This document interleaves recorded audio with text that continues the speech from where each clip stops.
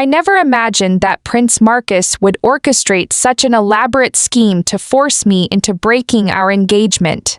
He spared no expense in this theatrical production, presenting his three most capable allies as pawns in his game: the young General Theodore, the Prime Minister's son, Sebastian, and the wealthiest merchant in the southern provinces, Vincent. Their mission was simple yet odd: use every charm at their disposal to seduce me, to show me there were other men in this world beyond His Royal Highness alone.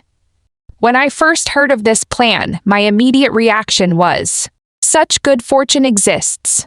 Without hesitation, I accepted their offerings wholeheartedly.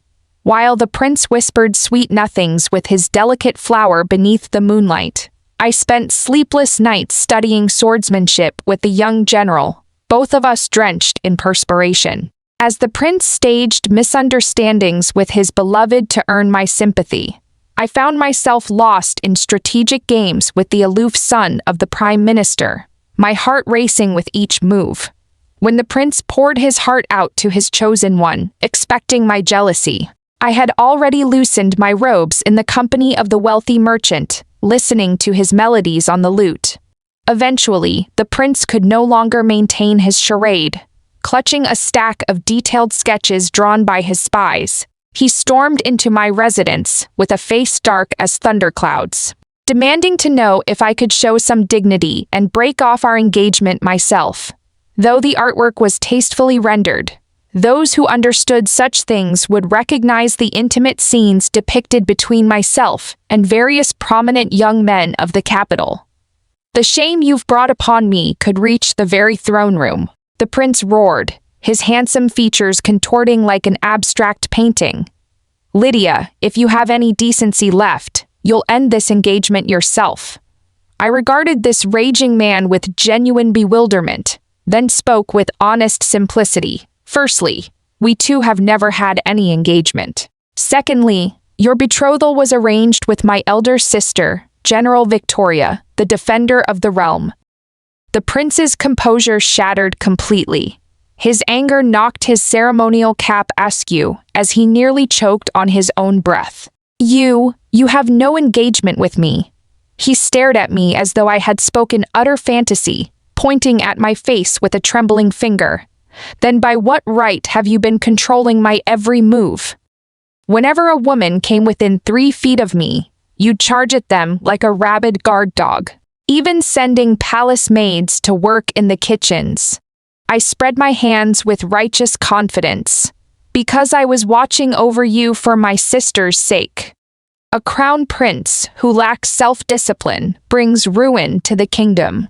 Your engagement to my sister was decreed by the late emperor himself, blessed by ancestral approval and proper matchmaking. Till that betrothal is formally dissolved, you must remain pure for my sister's sake and uphold masculine virtue." I spoke with the authority of a moral instructor. If I hadn't kept watch over you, and you had produced an illegitimate heir with that fragile little flower, who would bear the disgrace? Would it shame my sister, or would it shame the royal family's honor? The prince stood speechless. He looked down at the table covered with the evidence of betrayal he had commissioned, then back at my earnest expression, his worldview suffering violent upheaval. "What about you? How dare you lecture me?" He pointed at the sketches, completely losing his composure. The moment that young warrior loosened his armor strap and played coy, you immediately welcomed his advances. After one game of strategy with that sickly scholar, you even took his family's ancestral jade pendant, and with Vincent, after hearing just one melody, you threw the luminous pearl I gifted you at him like payment. A different companion each night, never the same twice. He slammed the table, bellowing, "My right-hand men have all become your intimate guests. How can someone like you dare criticize my conduct?" Facing the crown prince's accusations, I felt no fear whatsoever. I even elegantly picked up one of the sketches, carefully examining the artist's brushwork before asking, "And so, what of it? Life is meant for joy while we may seize it. Let not the golden cup sit empty beneath the moon." They are in the prime of youth, borrowing their talents and their bodies for my pleasure. What harm is there in that? I met his furious gaze with a smile like a cat who had caught cream. Besides, Your Highness, why don't you consider this? Among all the talented young men in the capital, I chose only to dally with Your Highness's closest allies. If this isn't favoritism, what is? After all, I've simply committed the same error that any woman with real power would wish to commit, given the opportunity. Find me by copying the lessons for women twice without using golden ink, and be done with it. The prince fell silent. He appeared unaccustomed to encountering such shameless audacity, his chest heaving with rage that threatened cardiac distress. Yet suddenly, Prince Marcus's head snapped up, as if struck by a crucial realization. Does your sister know about any of this? The smile froze on my face. He had struck precisely where it hurt most. Marcus had shrewdly identified my weakness. As long as our engagement remains unbroken, I am your brother-in-law for one more day. He rose slowly, savoring his victorious moment. Elder brothers serve as fathers. I too must help your sister properly discipline her shameless younger sibling. I am taking these sketches to the military camp to find your elder sister immediately. I am curious to see whether her 80-pound dragon blade will break your legs. Now it was my turn to panic. You come here speaking of breaking engagements, you faithless wretch. What face do you have to meet my sister? I shouted with false bravado. If you reject the betrothal, you are nothing but a stranger with no authority over me. Marcus remained perfectly calm, even displaying a hint of vengeful satisfaction. Very well, I am faithless. I am a stranger. He extended his hand, the jade ring on his thumb gleaming coldly in the candlelight. Then return everything you've swindled from my private treasury these past 6 months under the pretense of testing the loyalty of my study companions. The luminous pearls, 1,000-year ginseng, and that token commanding the Imperial Guard. I replied meekly, Brother-in-law, we're family. Let's not speak of such distant matters. With no choice but to surrender what treasures I still possessed, I reluctantly handed over my sister's detailed military campaign maps. The prince finally departed satisfied. Before leaving, he warned me those 3 men are destined to be my pillars of support. If you continue these liaisons and disrupt the court hierarchy, I'll immediately summon your sister to execute you for treason. I knelt and thanked him for his mercy on the surface, swallowing my anger with a submissive expression of I was wrong, I'll never dare again. The moment his foot crossed my threshold, however, I turned and immediately pressed Theodore, who had just finished teaching me the reversing spear technique, onto the master's chair, roughly removing his battle armor. All pretense abandoned. Theodore clearly hadn't expected such direct action from me that day, especially in the study itself. He had just completed a full weapons drill, his body radiating heat, hadn't even taken a sip of tea before I took complete control of the situation. Arm guards and waist sashes scattered across the floor. Nothing remained but consuming desire and intoxicating surrender. Theodore held a hereditary noble title as a young marquis and general, with a temperament both proud and rebellious, possessed of strikingly aggressive features. On the training grounds, he was a living demon whom all feared to encounter. Yet now, caught in passion's whirlpool, he was utterly undone. He breathed heavily, his large hands gripping my waist desperately, his eyes reddening at the corners. His breath carried a trembling heat, sweat sliding from his prominent throat down into the scars across his solid chest. I lowered my head to taste that salty droplet. Theodore's body went rigid, completely overwhelmed. How magnificent indeed. Theodore was at the perfect age for such purposes. A young man's passion burned like signal fires across distant frontiers, rising straight and high, never fully consumed or extinguished. When the long spear thrust forth, it could pierce the very heavens. I had initially felt little interest in Theodore's warrior type, Though he came from a distinguished military family with a bearing straight as pine, his temperament proved insufferably explosive. We were famously incompatible within the capital's aristocratic circles. I had personally witnessed him beat an opponent bedridden for half a month simply for looking at him wrong during a polo match. When his father, the old Marquis, threatened to discipline him with a military rod, Theodore remained defiantly unrepentant. In his youth of fine clothes and spirited horses, even his sword remained spotlessly sharp. Wouldn't such a man prove difficult to handle? Yet everything traced back to the prince's brilliant plan. That day, Marcus approached Theodore privately, dismissing all attendants to present him with a secret mission. "Theodore, I know you've long desired that set of black iron armor from the Western Tribute, and you wish to train at the Northern Frontier Camp." "Correct," the prince coaxed, dangling irresistible bait. Theodore's eyes immediately brightened. "I can grant you all of this," Marcus continued, his expression growing troubled. "But as you know, that woman Lydia has been relentlessly pursuing me. Her sister commands military power. I cannot afford open conflict. I need you to help me with a favor." The mission was simple: approach Lydia, use masculine wiles to seduce her. Let her become lost in his tender embrace, thus causing her to ignore Marcus and cease interfering with his romance with Isabella. Marcus patted Theodore's shoulder meaningfully. "You must show her that you are not the only man in the world. Once her affections transfer, I can reasonably propose to the Zhao family that this marriage arrangement is unsuitable. You'll gain everything you desire while solving my greatest problem." Theodore undoubtedly considered this plan flawless at the time.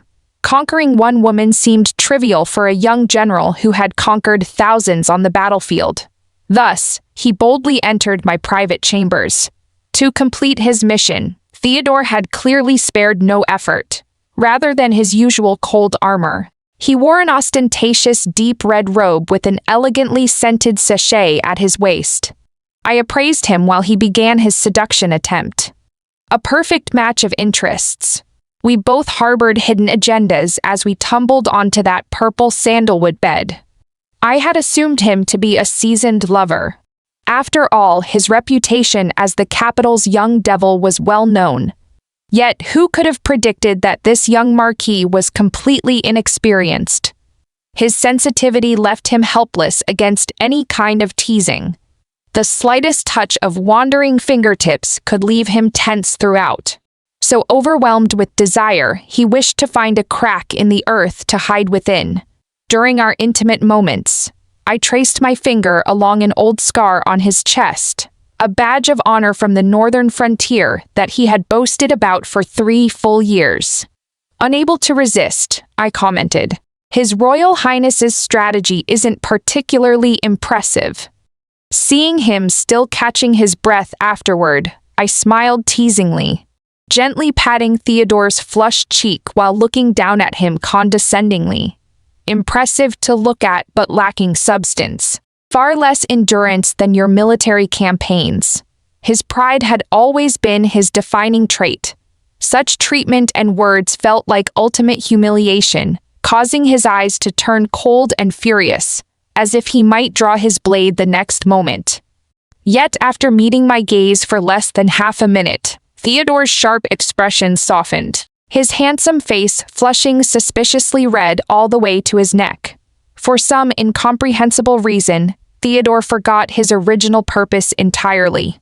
He carefully lifted his head, wanting to kiss me with urgent desperation to prove himself. But I evaded him. I don't appreciate sentimental nonsense. I grasped his disheveled hair, pressing downward. "The prince sent you to divert my attention. As long as I stop bothering him, you've succeeded in your mission." I tilted my head back, closing my eyes in comfortable satisfaction. "Pleasing me is simple. Come daily to teach me your family's spear techniques and archery. After practice, you'll be my horse, and let me ride." This proved a most pleasant arrangement. Whenever I successfully brought the prince and Isabella together, creating opportunities for their private moments, I would reward Theodore accordingly. For instance, when the prince wished to take Isabella autumn leaf viewing outside the city, fearing my interference, Theodore would inform me beforehand, then spend the entire day at my residence teaching spear work. Thus, while the prince and Isabella enjoyed romantic moments among the maple groves, Theodore and I worked up a sweat on the practice grounds. The mission was accomplished excellently. As reward, I not only let him ride but also unlocked various new locations. Our relationship gradually evolved from pure transaction to something more complex. A warrior's stamina proved truly exceptional. Our day and night martial arts training, carrying double meaning, eventually cracked the legs of that purple sandalwood bed. But now my pleasant days were numbered. The prince had finally discovered his betrothal was to my elder sister, not me. He would certainly approach my sister to break the engagement.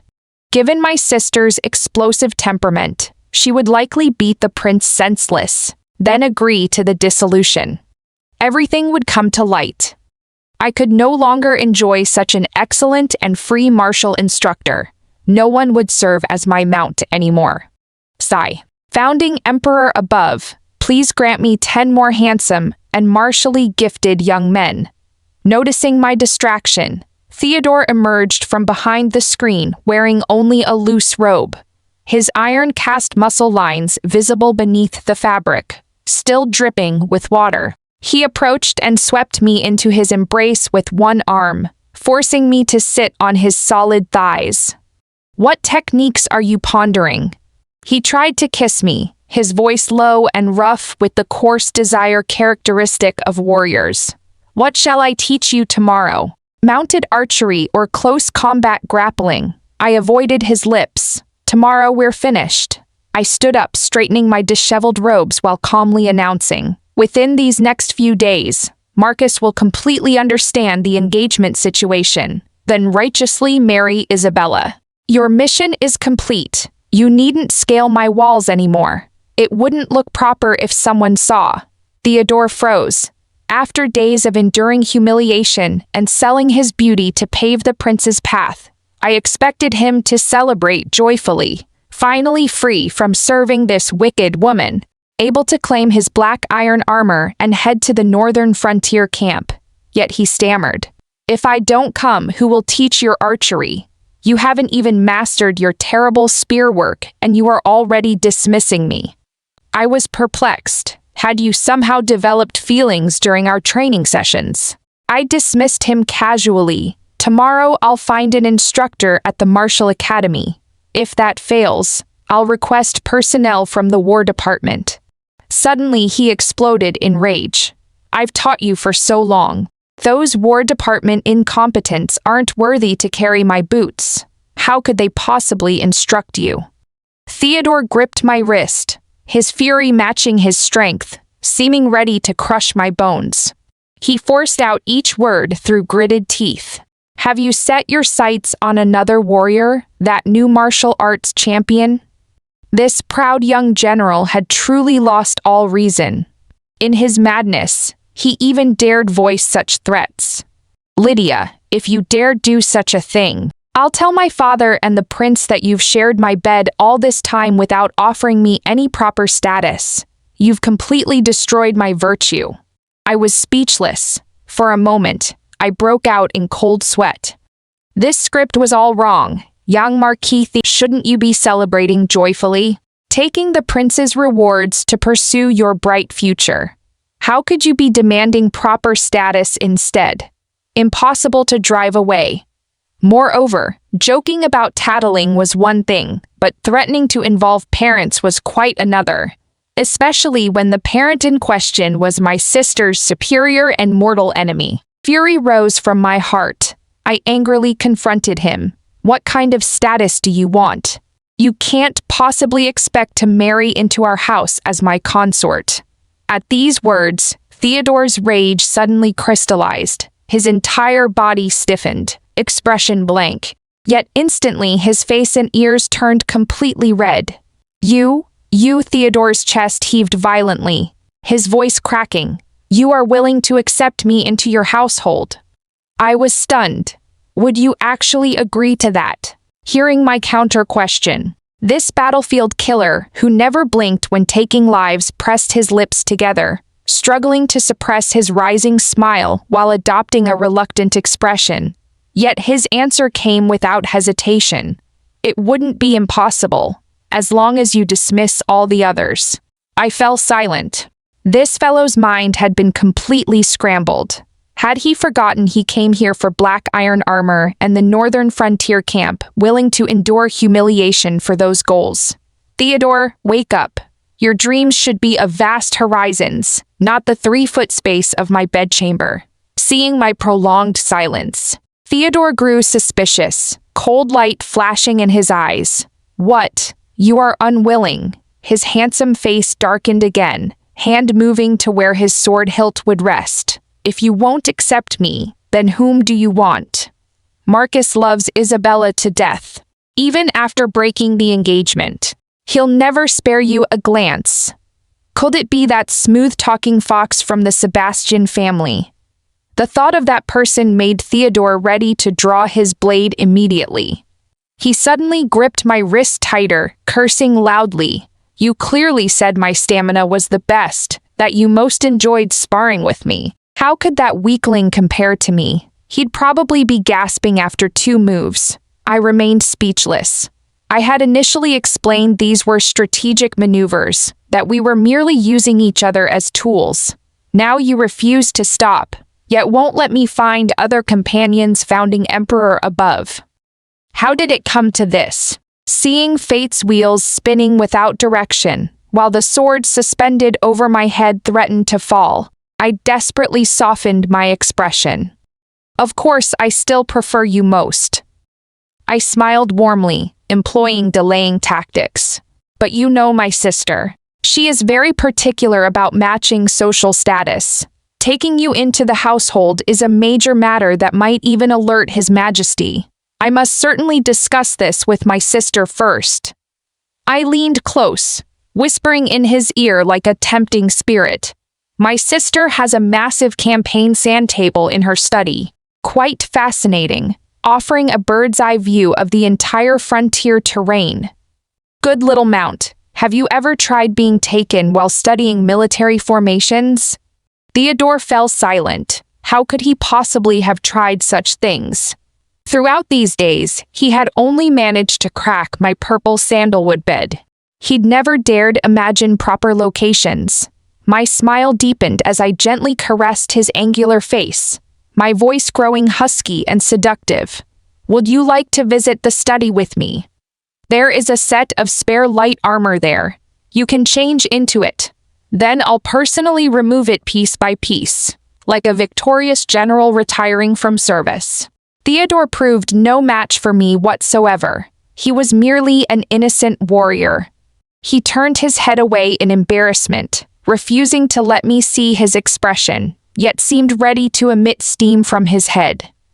The primary duty of a good mount was obedience.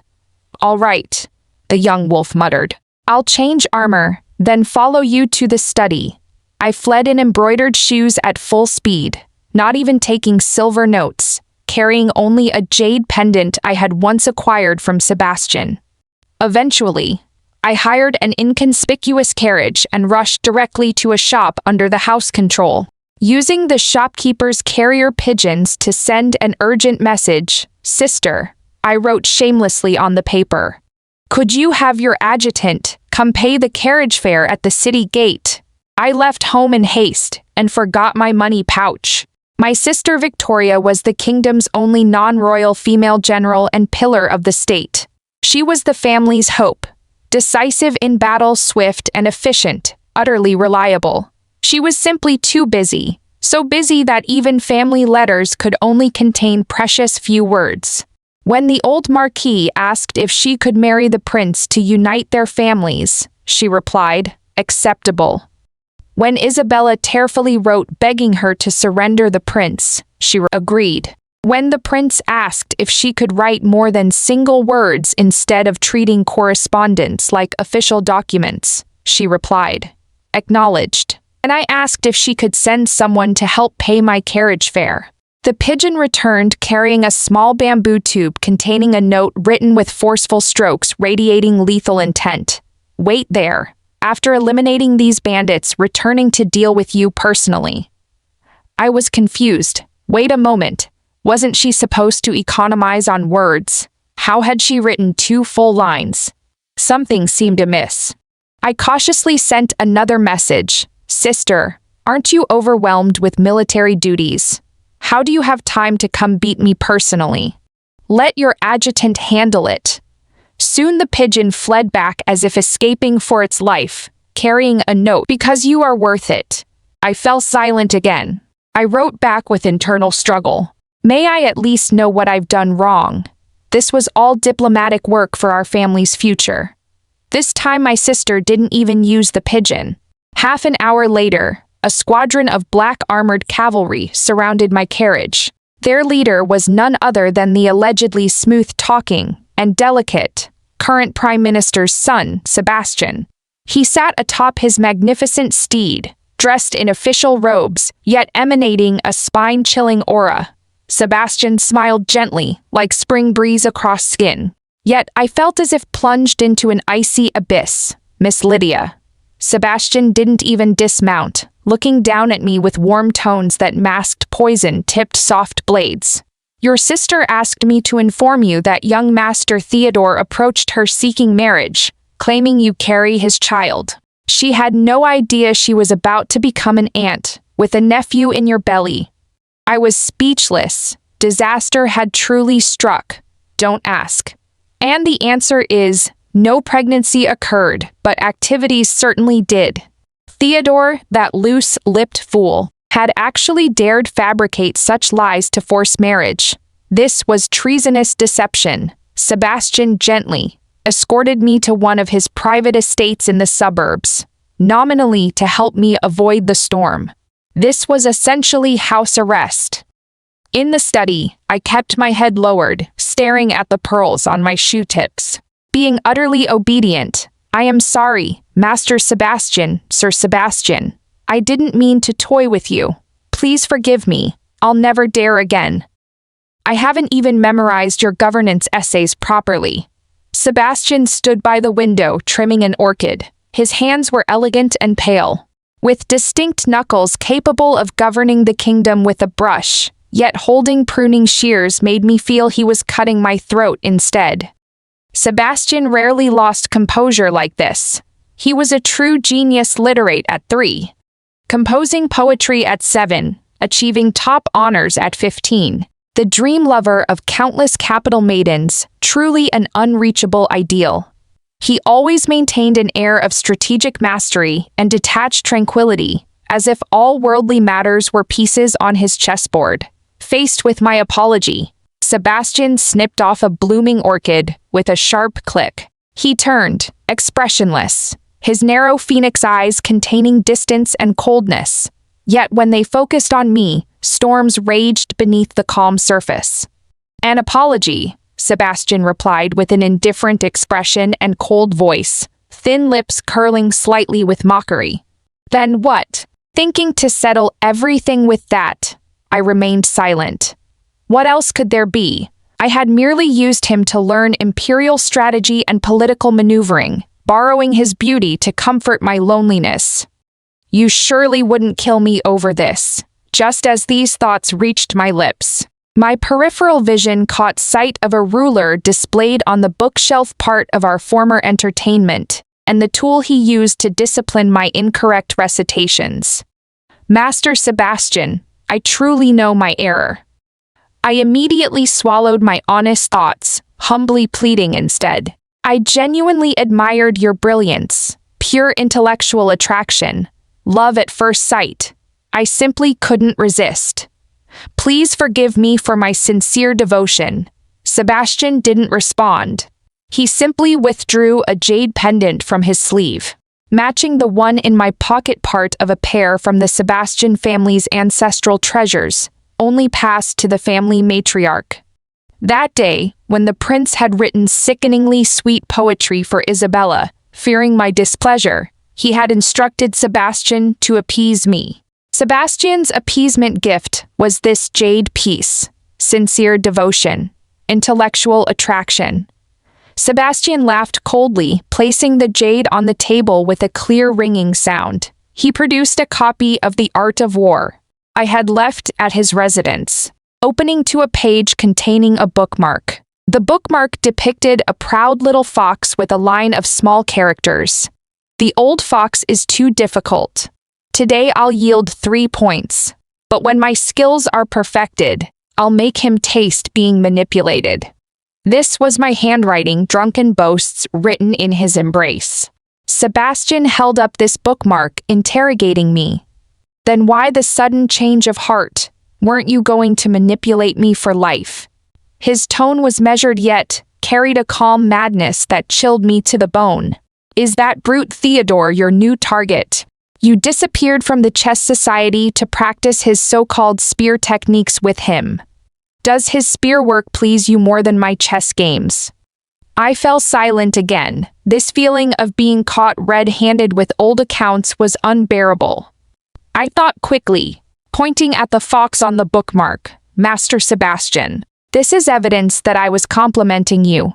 Look, in this court, who doesn't know foxes are the wisest of auspicious beasts? I was expressing admiration for your unmatched intelligence."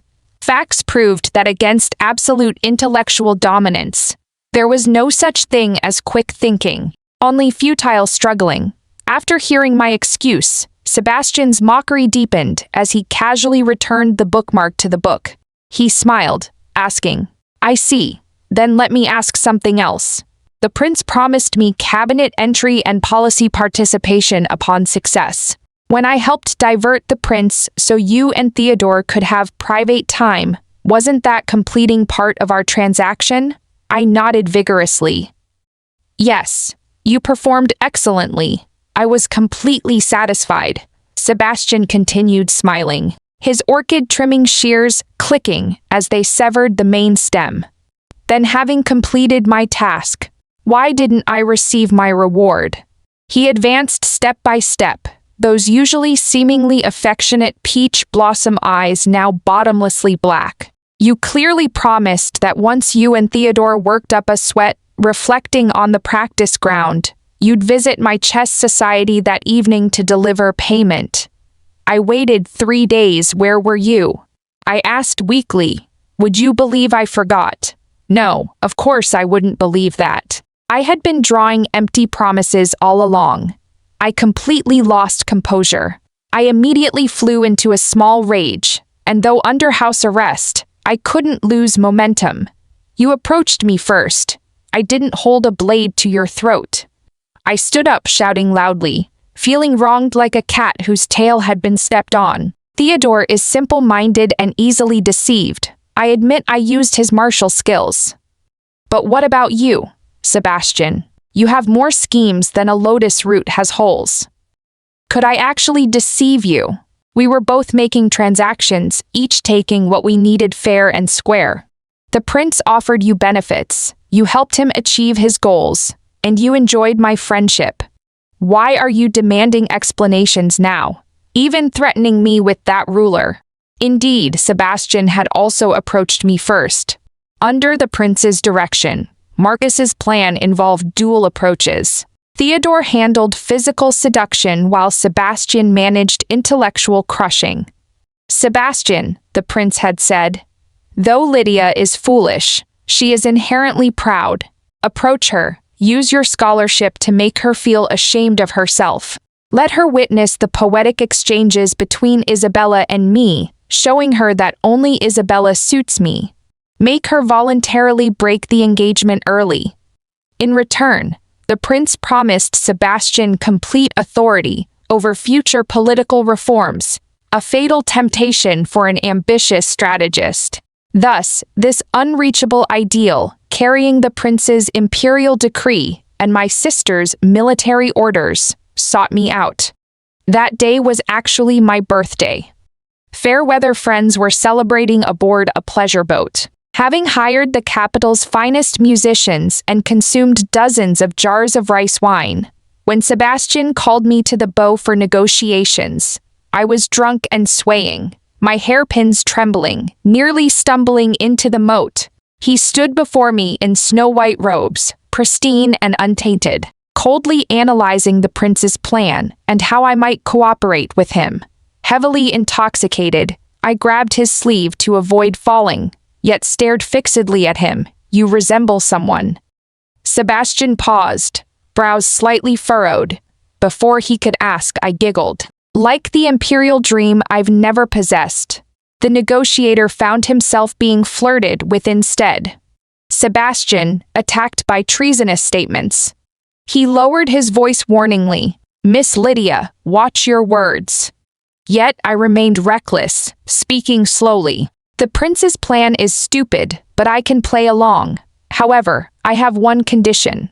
In return, I gazed at his face somewhat mesmerized, my fingers apparently moving of their own accord to touch his waist sash.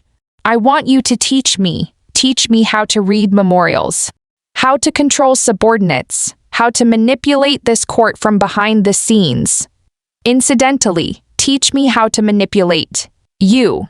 Despite his reputation, having good and bad aspects, formerly seen as incompetent, now as perverted, Sebastian had prepared by investigating my background, knowing my scandalous reputation, yet never imagined I would completely abandon conventional approaches.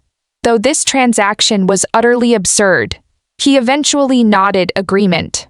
Thus, I fulfilled my promises. Whenever the prince needed Sebastian's help creating talented scholar and beautiful maiden atmospheres with Isabella, I would very cooperatively disappear. At flower viewing banquets when the prince wanted to exchange poetry with Isabella, fearing my presence as his fiancée would create awkwardness, Sebastian would arrange in advance to explain Hanfei's teachings to me. So while the prince and Isabella displayed mutual affection before crowds, I was being disciplined with Sebastian's ruler in his study's secret chamber for again misremembering subordinate control techniques. When the prince wished to take Isabella to ancestral worship, a tremendous honor, but feared my interference, Sebastian would inform me he'd acquired a rare book on regional power dynamics we could study together. Thus, while the prince and Isabella received royal family blessings at the ancestral temple, Sebastian and I were in the chess society's hidden compartments, reviewing both world situations and other matters. I created countless opportunities for them, while Sebastian was forced through repeated transactions to become my intimate guest. I used his most treasured wolf hairbrush to trace his spine inch by inch. I forced him to recite the Book of Rites, with punishment for each error. Though well-versed in sage wisdom, he couldn't understand these earthly desires. I could sense his inner fury, uncertain whether he hated me for dragging him from his pedestal or hated himself for gradually drowning in these transactions. He tried to withdraw, yet whenever he wanted to end this absurd teacher-student relationship, I would deliberately cause small troubles before the prince. When Marcus grew anxious, he would again ask Sebastian to handle me. Thus, the tables turned, until Isabella completely won the prince's exclusive favor, even learning several manipulative techniques I had taught her. Establishing herself firmly in the palace, I felt the timing was right. There are no eternal banquets, much less clients who never pay their bills. I simply stopped seeking him out, turning instead to practice martial arts with Theodore. After all, to become an empress, brains alone weren't enough. Military power was also necessary, yet Sebastian acted as if possessed, daily sending me books filled with suggestive notes. Messages like "Tonight's moonlight is lovely, perfect for chess," or "acquired a rare book, hoping for shared appreciation." These letters were intercepted by Theodore returning from martial practice. Theodore's rage nearly drove him to attack the Sebastian mansion with his blade. To appease this martial madman, I could only burn everything Sebastian sent. Who knew Sebastian would silently use his official position to send urgent documents to my sister fighting at the frontier, tattling? This was truly collaborating with the enemy. No, collaborating with my sister, facing the elegantly dressed Sebastian, who appeared to be the victim. My heart raced wildly. I did everything I promised you. Your mission was completed. The prince gave you what he pledged. Why are you tattling, acting like someone abandoned after being used? Yet he simply spoke softly, interrupting me. I am still willing now. Lydia. Sebastian called my name quietly, no longer the distant Miss Lydia. He gazed at me intently, those eyes that usually calculated worldly affairs, now seeming to cast aside all schemes, retaining only primitive longing and obsession. I still possess clues to the late emperor's secret edicts and evidence against various regional princes. I want to make another deal with you using these, Sebastian said. Abandon that brute Theodore and marry me. However you wish to play with this world, I'll accompany you in this game. I was speechless. The temptation was enormous, but marrying my sister's subordinate. Then how could I maintain a harem throughout my life? How could I become an empress with 3,000 male consorts? No, for the sake of the entire forest, I couldn't hang myself on one tree. Just as I prepared to rage a second time, trying to confuse matters with twisted logic, Sebastian's servant reported frantically at the door. Young master, disaster. Young Marquis Theodore has charged in with his spear, claiming he is here to rescue his bride.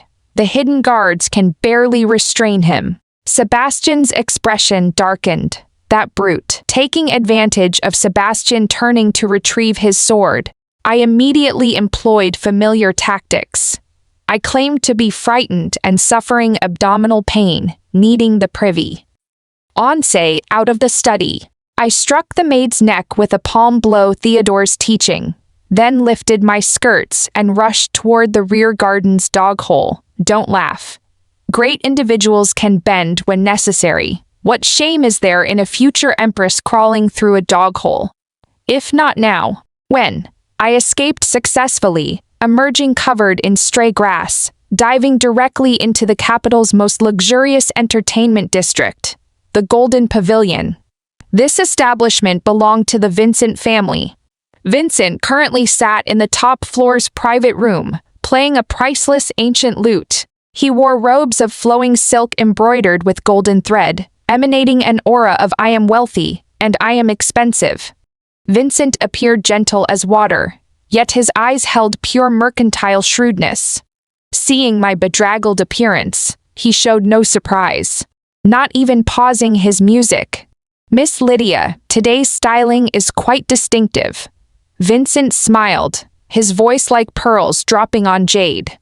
It seems the Sebastian family's military strategy and the Theodore family's horsemanship are both rather challenging to handle.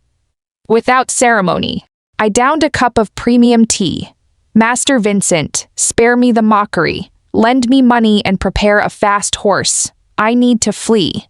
Vincent stilled his strings, the music stopping abruptly.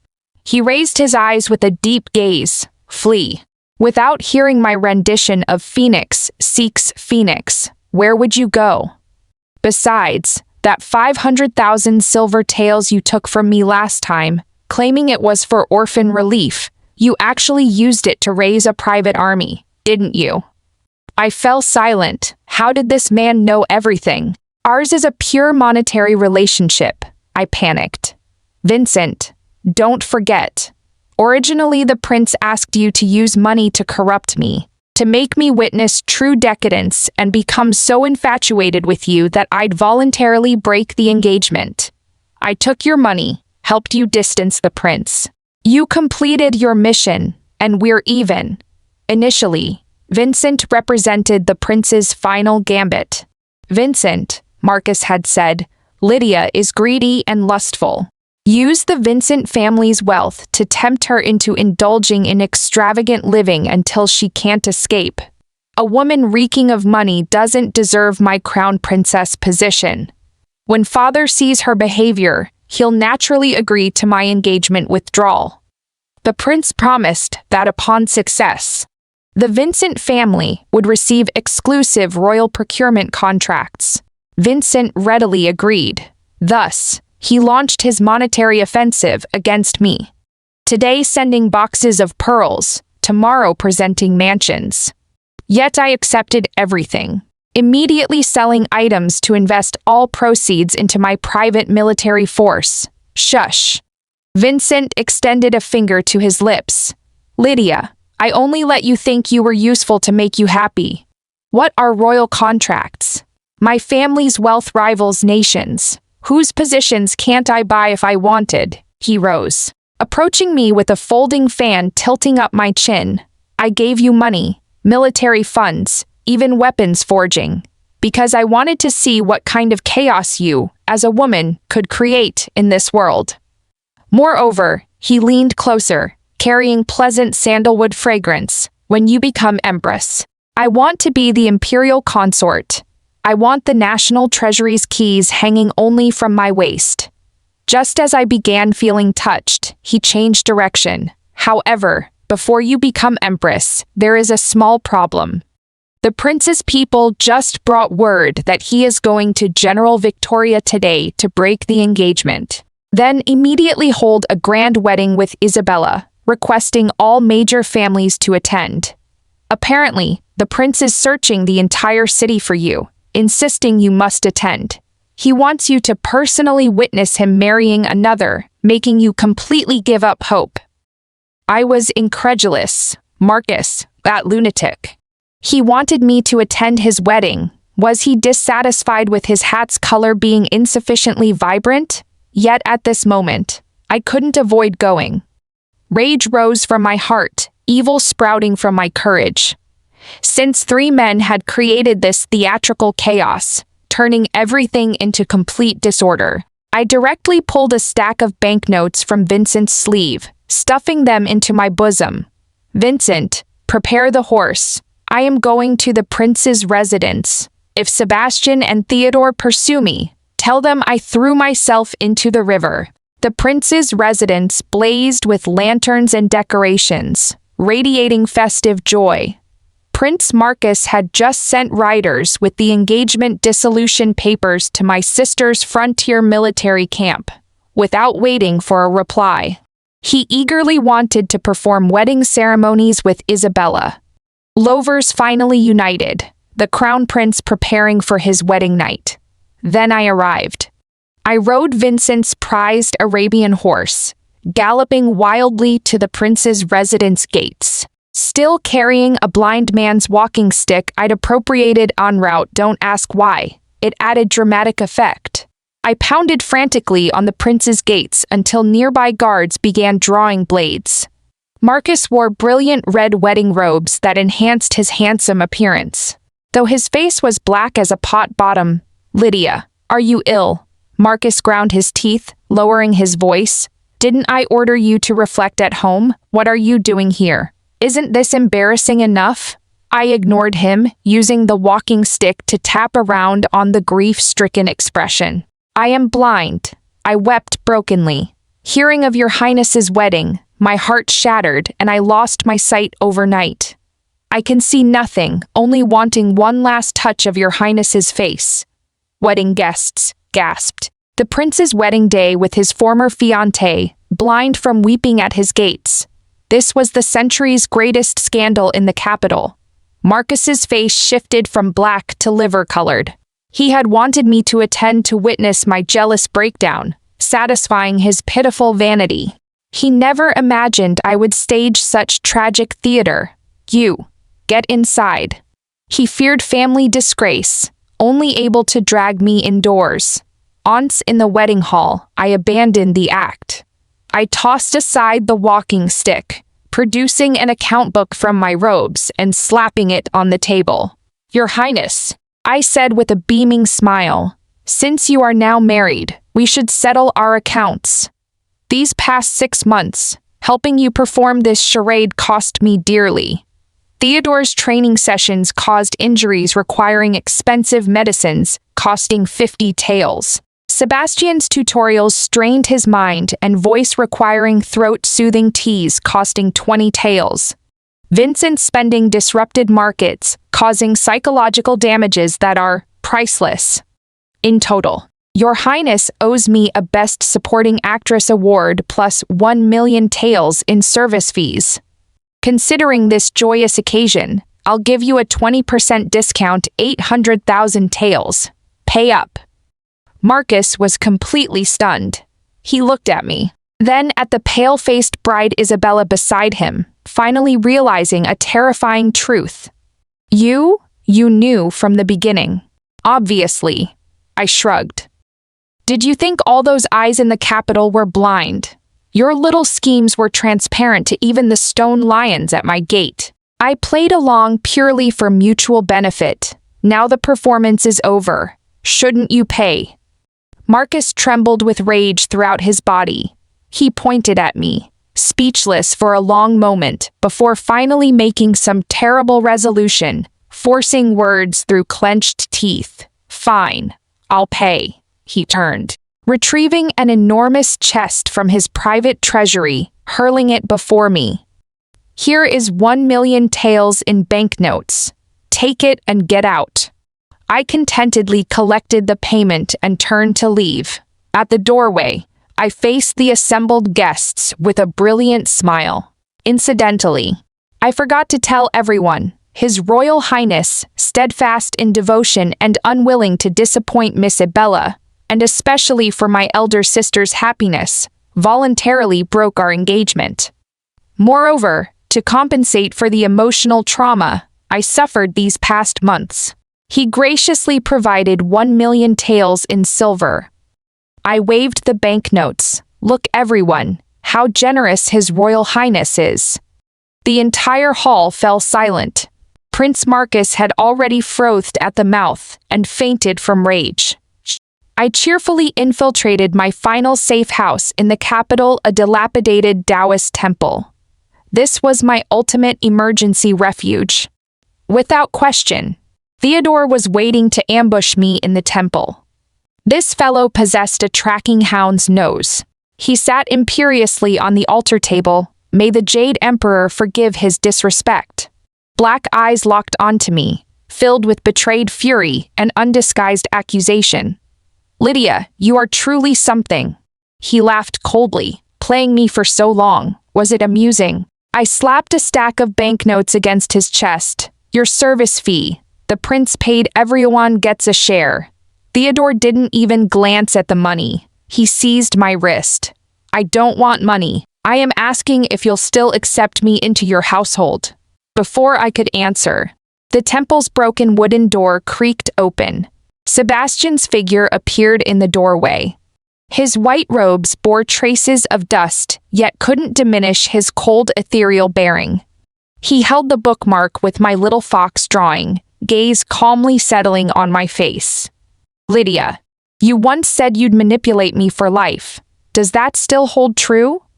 Theodore and Sebastian flanked me left and right, trapping me between them. Sparks flew through the air, thick with murderous intent. My scalp tingled as I contemplated another escape. Yet at that moment, an even more unexpected person appeared. You two work quickly. Vincent swayed in with his golden Nanmu fan, followed by several servants carrying chests. Lydia, here is the prince's final payment specially delivered. Incidentally, about that imperial consort position you mentioned. Are you still hiring? 3 men formed an ominous triangle with me at the center. Watching them, I suddenly felt like laughing. The prince thought he was the chess player, unaware that from the beginning he and his 3 pieces had all been on my board. What are you doing? A cold, authoritative female voice rang out, carrying iron-blooded authority forged on countless battlefields. My sister, my dear sister, General Victoria. She wore full military dress, travel-worn and dusty, followed by a squad of personal guards, clearly having rushed back from the frontier. My savior had arrived. I perked up immediately.